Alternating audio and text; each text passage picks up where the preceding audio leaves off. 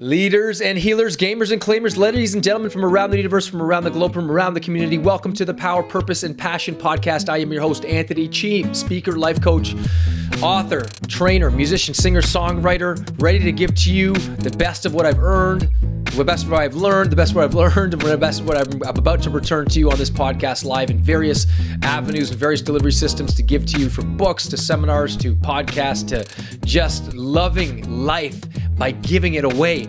It's giving you the core of everything I know, from every breath I take, from every thought I think, from every feeling that I feel, from the emotions that I feel. I just want to give as much as I can to this world, because this is what this podcast is about, by helping you claim your power, clarify your purpose, cultivate your deepest, widest, and highest passions possible, ultimately so you can grow, you can upgrade, you can update, and become the most grandest, beautiful, enhanced version of yourself, continually upgrading, and ultimately inspiring others to do the exact same. And together we live an awesome, fulfilling, and beautiful life. So thank you for joining us. Today's discussion, we're just gonna, Cameron, we were on the podcast yesterday, right before the podcast yesterday, and we were discussing a few things, and he was kind of in a zone about life, and we just got in this discussion. He even suggested maybe we could have a podcast about this. And hey, what better time than do it right now? So let's just jump right into it, guys. And for the people out there, if you're new to this, thank you for joining. And if for people that can get this on iTunes, please, we would love your feedback and a 5-star rating if you truly believe that it is. We'd love that comment and a 5-star rating on the show. So thank you, Cameron. I'll turn it over to you, my friend. What's up, man? Hello, Anthony. So recently, I have been, like you said, contemplating a lot. And I feel like it all began when I had sort of a shift in mindset where I started looking at things differently, and also just trying to get the best out of life, learn the most out of life, because things happen each day, and it's up to you whether or not to make that a valuable experience or just a random sort of like wasteful, I guess, experience, whatever.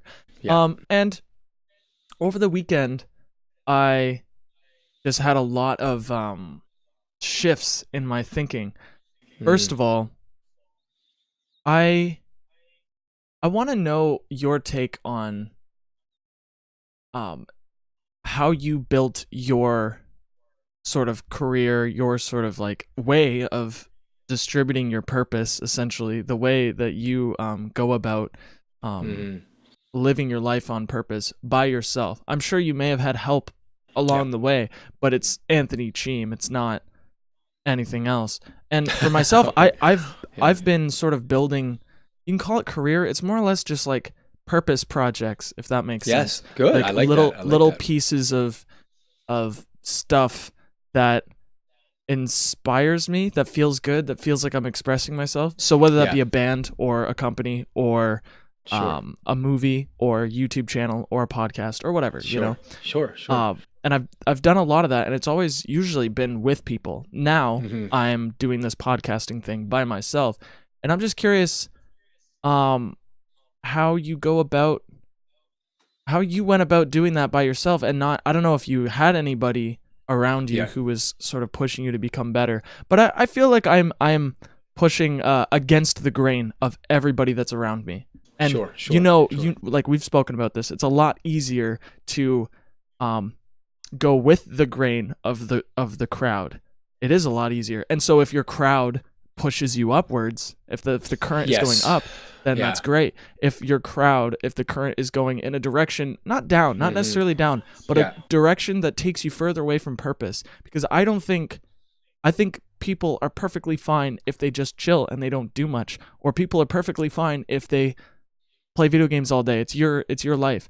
But for me, when it comes to my purpose, it's more focusing on what will bring me closer to expressing myself, which that is my words, my music, and also wanting to see things and experience things and meet people and connect, right? So anything that takes me further away from that, I consider down. So okay. Yeah, Good. so how do you yeah, I'm sure you already have lots to say, so go ahead. Well, no, I can appreciate what you're saying, because I went through that too, where I thought, am I in this journey by myself? I mean, my speaking career, my coaching career, my training career, my authoring career. It's interesting. I give the example of me writing my first book, and I really had no intention of wanting to sell a ton. I didn't really care about that. I just wanted to say, hey, I failed English in high school. I think more than once. I think it was twice. Actually, I think my teacher actually gave me a passing grade because she felt sorry for me, but I really failed, really, let's just face it. But the point is that along the way, when I was writing my book, it took me a good 18 months to write my first book, and I wasn't thinking about the outcome of finishing the book and getting it published. I was enjoying the journey. As they say, the journey's the destination. I was enjoying each chapter, each word, each sentence, each paragraph. I wasn't caring. I was literally writing for the wastebasket. And when I finished, I literally had about 155,000 words, and I didn't care whether it was too much or too little. The fact that I completed a book, and then I finally got it edited. And then after I finished it, I was like, okay, so I have no idea how to publish this. I mean, I could learn it, or maybe I could just go send it to whatever publishing company. And the universe aligned, and one of my mentors, Rod, I put on my Facebook or some social media thing, and I said, I just finished my book. I'm very proud of it. Now it's on to the next steps of getting it published. And he reached out to me, and I hadn't heard from him in a long time. I'd say a couple of years. And he mentored me when I first started my journey in the self-help world back when I was in my early 20s. And 2 years passed. I hadn't really talked to him that much. And then when he saw that, he reached out to me. He's like, Anthony, I have my own publishing company. Let me help you publish your book. And it was like the universe aligned. So there's always people helping you along the way, aligning with you. I believe if you align with your purpose, the right opportunities show up, the right people show up. As far as living out your dharma, living out your purpose with total congruency, to be quite honest, I almost took I took the Wayne Dyer approach. He inspired me so much listening to his story about getting tenure at the age of 37 at St. John's University, I think it was, and he said no to it, and the people were like, "What? You're saying no to tenure? Like that means you have full-time employment for the rest of it?" Like, no, this isn't my dharma. And then he wrote his book, and he bought his own books from his own publishing company, and he traveled around the United States talking about what he was passionate about. And so his whole thing was just give away as much as you can. If you're passionate about something, give it all away. Share it with as many people as you could. And literally, that's all I started doing. I shared it with people on the street. I shared it with people. Before I was even an author, I'd tell people I was an author. Before I was even a speaker, like a legitimate speaker, I would tell people I was a speaker. I was like, literally, you gotta literally fake it until you make it. And I spoke with confidence. I spoke with congruency because I was speaking from a level of, this is what I was meant to do. This is why God has put me on this planet for, to speak my truth, to live this dream, to live it out now. And I used many of the peak performance techniques and the spiritual techniques to advance myself and enhance myself. And as Jim Rohn says, I worked harder on myself than I did my job. And as Jim Rohn says, he talks about how work harder on yourself than you do your job, because here's the issue. If you work hard on your job, you'll make a living. If you work hard on yourself, you build a fortune. You build a fortune in terms of money, career, opportunities, love, relationships, the whole gamut of life. And yes, I did have a lot of help along the way. But more than anything, I think the people listening to this, and I'm sure, and I know you have this, Cam, hunger, that hunger to want to just express yourself.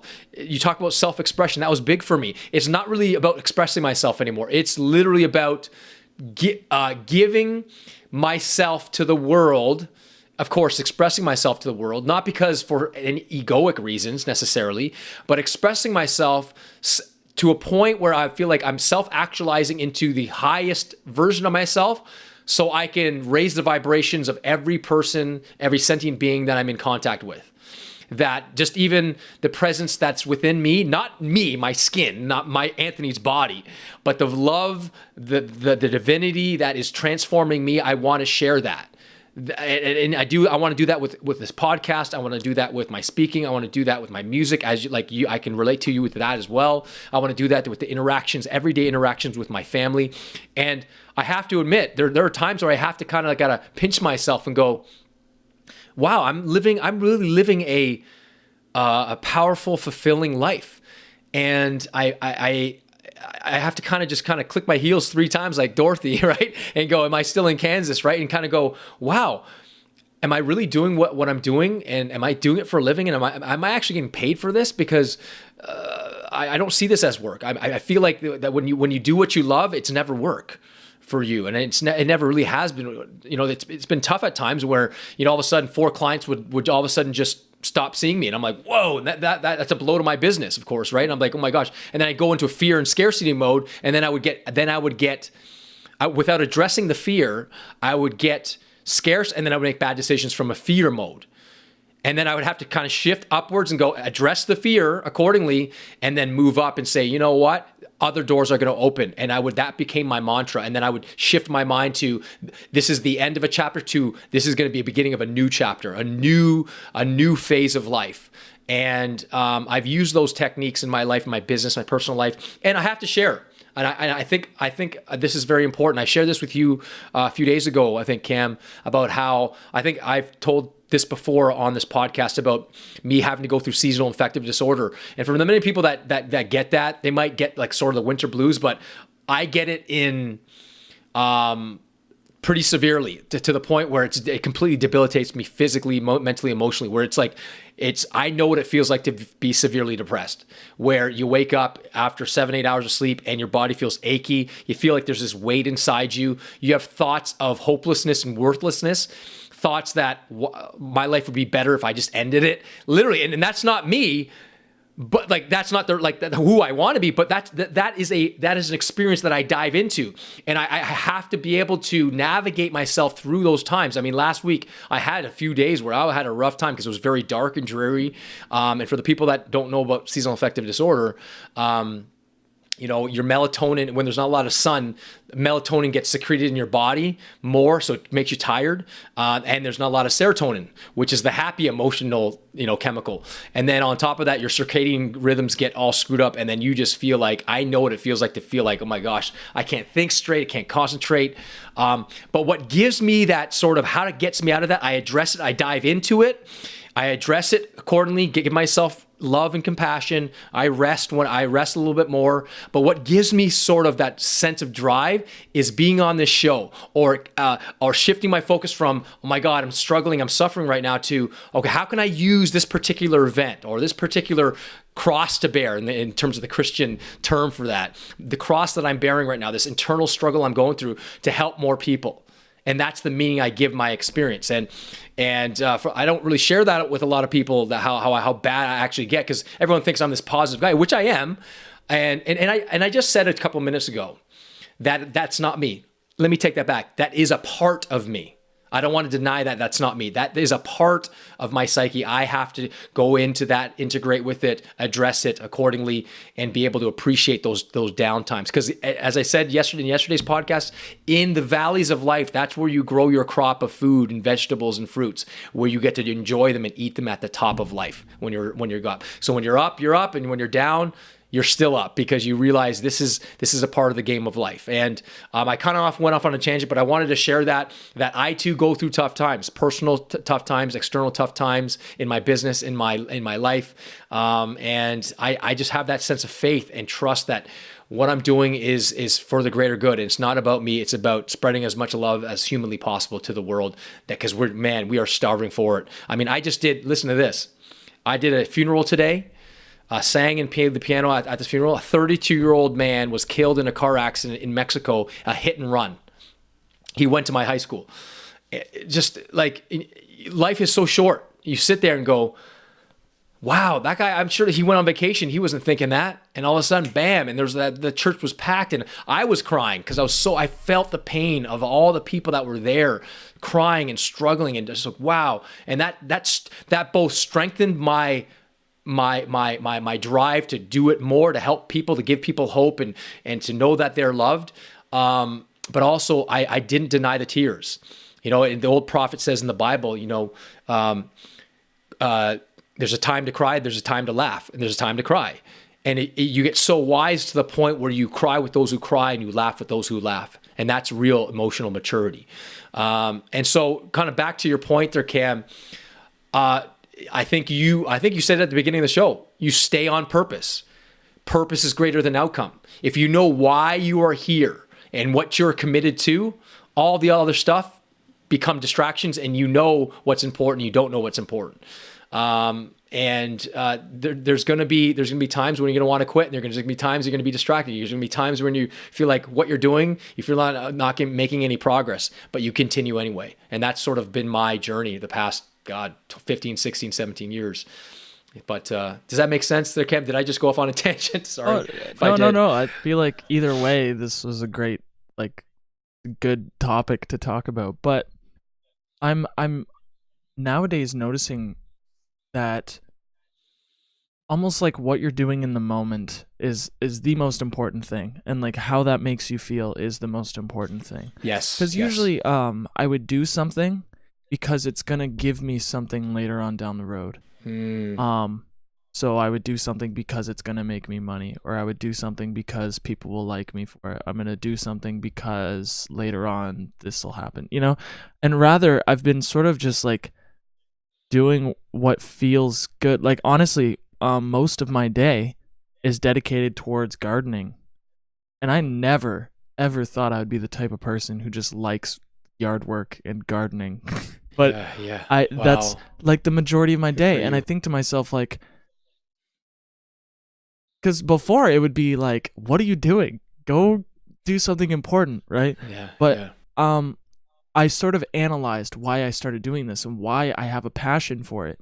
And I realized that, and I don't know if I've told you this before, but I've talked to Danish about it and stuff like that. And I've said that I really want to buy a piece of land somewhere nice here in Ontario and learn to build cabins, learn to grow my own food and feed, 10, 15 people all year round. Learn to do that effectively, because there's something about hands-on sustainable living. I'm eating what I planted. I'm sleeping under the roof that I built. Not that I paid for, but I built it. Like there's this emotional thing, and that excites me for some reason. So does music. I'm still writing music. So does podcasting. I'm still on this show, helping these messages get out there.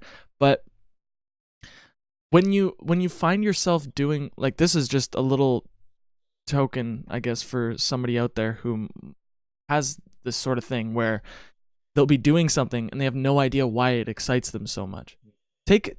Dive into it. Ask yourself, why do I care about this? Because for me, I realize, wow, that's a big part of my life.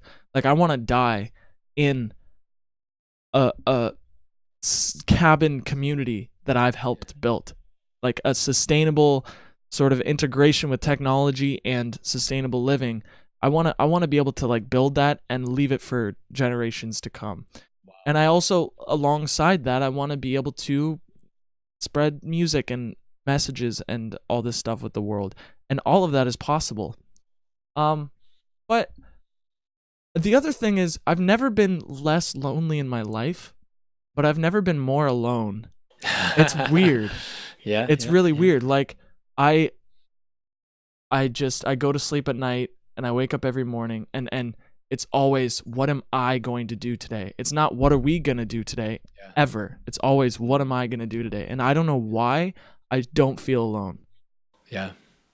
You're not alone. That's the reality, right? You're never, that's the whole idea. That's the whole idea of, the flow states, when subject and object become one, and that feeling of union with the Father, or union with the Holy Spirit, or union with the divine, or union with Tao, where you basically, subject and object dissolve and you become one with what you're doing, and that alone is okay.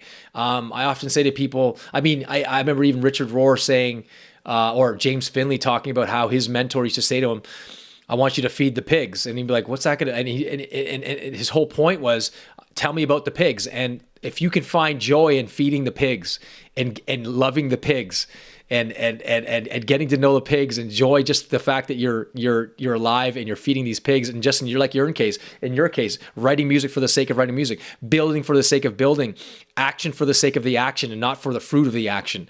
I think if you can reach that stage where you're just doing it for the joy of the action, I think you are you're on your way to being self-actualized to the higher states of consciousness. Yeah. I was sifting through my compost to find rocks, because I don't know why there was just like a bucket of rocks poured in there. But I just spent like a good hour and a half this morning just sifting through rocks, and it was a blast. And I don't know why it was a blast. Nice. But yeah, I'm getting to the point where it's like I'm just having fun sifting through these rocks. The sunlight's out. It's really nice outside. I don't know. It's nice. And I think, I don't know, we get too carried away with like the bigger picture, if that makes sense. Yes. I think the bigger picture is beautiful. What are you going to do with your life? I think it's awesome. But it's like, my trajectory is so different than what it was at New Year's, let alone 2 years ago, let alone 5 years ago, you know? Yes.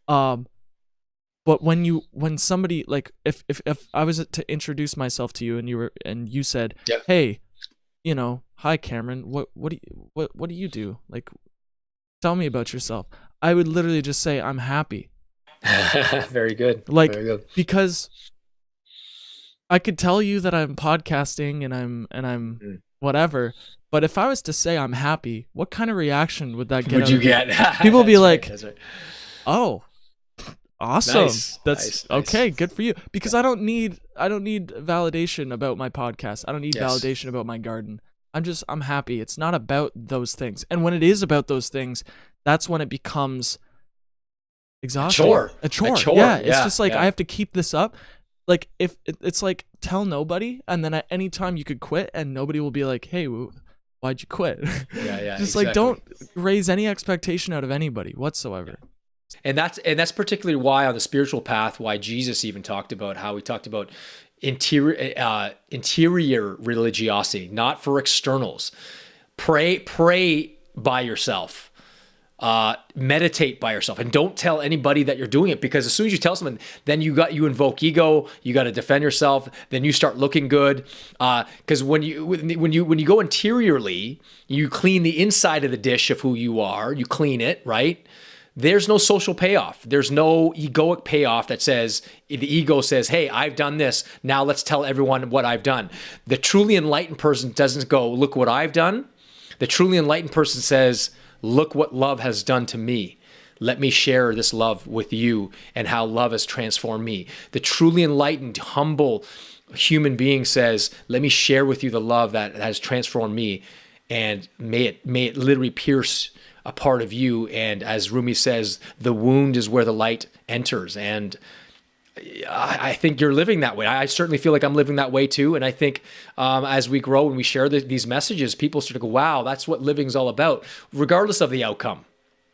Regardless of the outcome. Lately too, I haven't really been fixated on the way life is, because I realize that it's really only happening this way because it is the best possible outcome for me. I do believe that. I believe everything that everybody's going through is exactly what they need. Whether that be good or bad. And again, that's just a belief of mine. That could easily be BS. But what that gives me, that belief, gives me a way to, first of all, peace of mind. Second of all, okay, then what do I need to extract from this? Like, what is it? Let's figure this out. And I realized, okay, I'm not with a group of people who are like me. I have friends, they're amazing, but I can't wake up in the morning and build my life with them. We're just totally different, like whatever, right? So why is this happening? Why did I choose? And I do believe I chose everything that's happening. Why did I choose this path of like being by myself? And I think it's because I need to learn how to be self-reliant, completely self-reliant, how to make my own decisions, and how to be myself amongst a crowd of people who are not like me. Because many times, and you know this, it's just obvious, you get into a group of people who aren't like you, you start to be like them. You start to change your opinions for them. You start to whatever, right? I think the moment I went vegan and the moment I quit my band, those are the two things that like, okay, you are now going against the grain of everyone around you, friends and family all encouraging you to play music. You're stopping music. You're taking a break from this. That's powerful. Every 98% of the population eating animal products, you're deciding not to. So I've had a few years of sort of branching off. And I think what that whole few years has done to me is brought me to this point where I could care less who accepts me. I feel so accepted by my plants. Like I planted from seed a few weeks ago, and and my animals, like those are like the most accepting people in my life. Because, and if you can find, and you know what the truth is, if you can find God in those things, you can find God in a blade of grass. You can find God in virtually any moment of your life. And I think that's the most important thing. And I think as we wrap up here, if you look at life, I think what we've talked about today, and what you've basically explained there, Cam, from the heart, from your heart and soul, that I would rather be loathed for who I am than loved for who I'm not, and live authentically and genuinely and honor my path. So kudos to you, Cam, for being young and vibrant and on the path to self-actualization and beyond. So I'm sure you're going to help a lot of young people your age and younger. And I've already said this, one other client of mine, I'm going to give you his number, or I'm going to get him to call you as well so you could mentor him and pay it forward. So ladies and gentlemen, leaders and healers, thank you for joining us on the show. It was a wonderful discussion, Cam. You took this one over, man. Applause to you, my friend. You've grown so much. God bless you guys to your continued upgrade and evolution. Live it up with power, purpose, and passion.